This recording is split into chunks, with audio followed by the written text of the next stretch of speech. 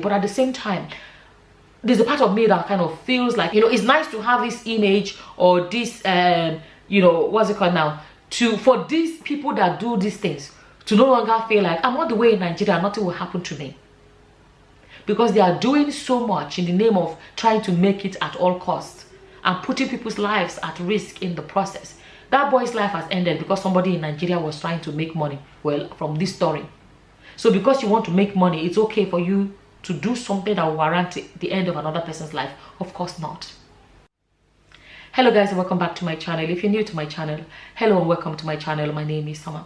I want to share this with you guys. And you know, sometimes when we hear about Nigerian Yahoo boys, 419ers, whatever you want to call them, you know, some people just say, oh, these smart guys that are whatever, these smart people don't think about the other aspect of it. There are these Nigerians that are about to be sent over to America because of what they did to a 17-year-old boy. I call him a boy because 17-year-old is still a boy. American government will come to Nigeria to come and collect them. Warning for a lot of those people that are doing it. Because when they feel like I'm far away, I am safe. If America decides, say, they're not ready for you, FBI got involved in this. Let me read it to you guys. I actually saw it on Insta blog. They posted it on their Instagram. It says 17-year-old American ends it all after being extorted by 3 Nigerians, right? It says 17-year-old Nigeria ends, okay, Nigerians. 3 Nigerian men living in Lagos have been charged in the exit. I use the word exit because YouTube, some words nowadays, you have to be censored, right? So for the exit of one Jordan DeMay, a 17-year-old boy from Michigan, USA, who ended it all because he was blackmailed with a naked picture. Then he says the men who are awaiting extradition to the USA, they are waiting to be moved to the USA to go face these charges.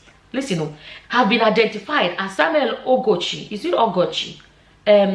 22. He's 22-year-old. Samson Ogochi, 20, and Ezekiel Ejeham Robert, 19. They are all young themselves.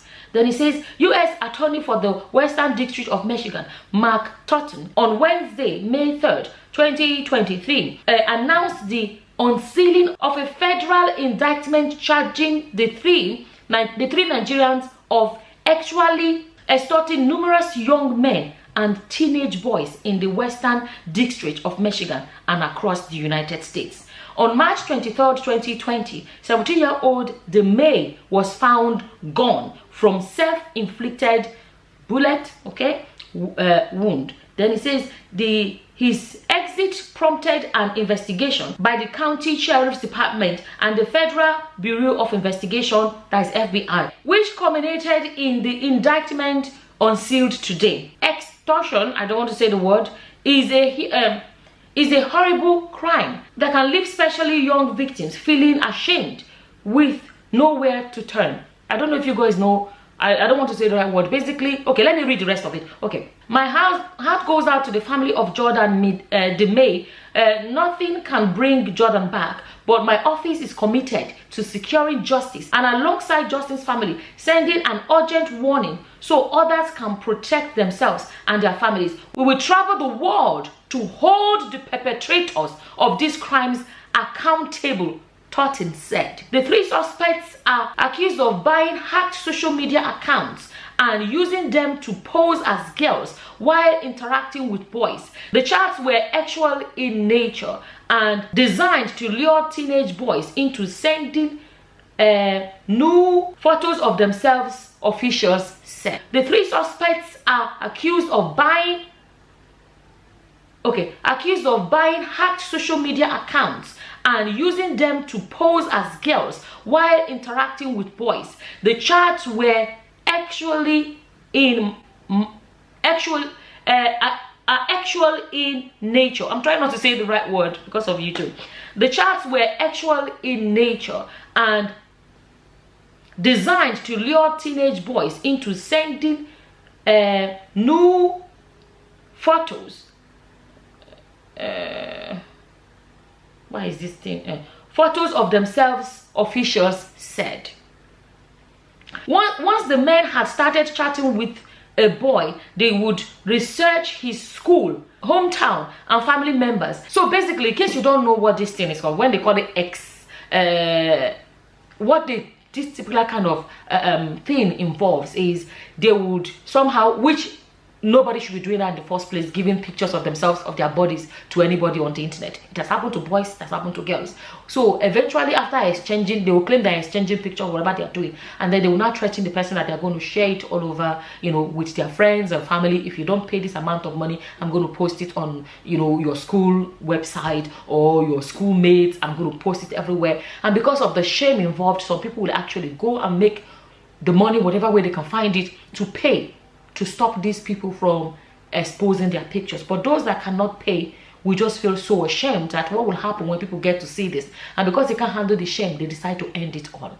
That is what the story is. Now, the American government is coming to Nigeria. That's another debate. Me, I have personally, you know, questioned the, you know, a country coming to another country, sovereign country, to move people to another country because they want to get judgment. If you think it's easy to do, try to go and extradite an American, no matter what they did in Nigeria, to go and bring them from America to Nigeria to come and face justice. You will come and see that it's not moi. I still see that unbalanced power there. So that's a topic for another day. But at the same time, there's a part of me that kind of feels like, you know, it's nice to have this image or this, you know, what's it called now, for these people that do these things to no longer feel like, I'm not the way in Nigeria, nothing will happen to me.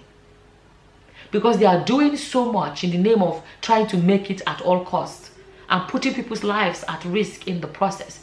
That boy's life has ended because somebody in Nigeria was trying to make money, well, from this story. So because you want to make money, it's okay for you to do something that will warrant the end of another person's life? Of course not. Of course it's not.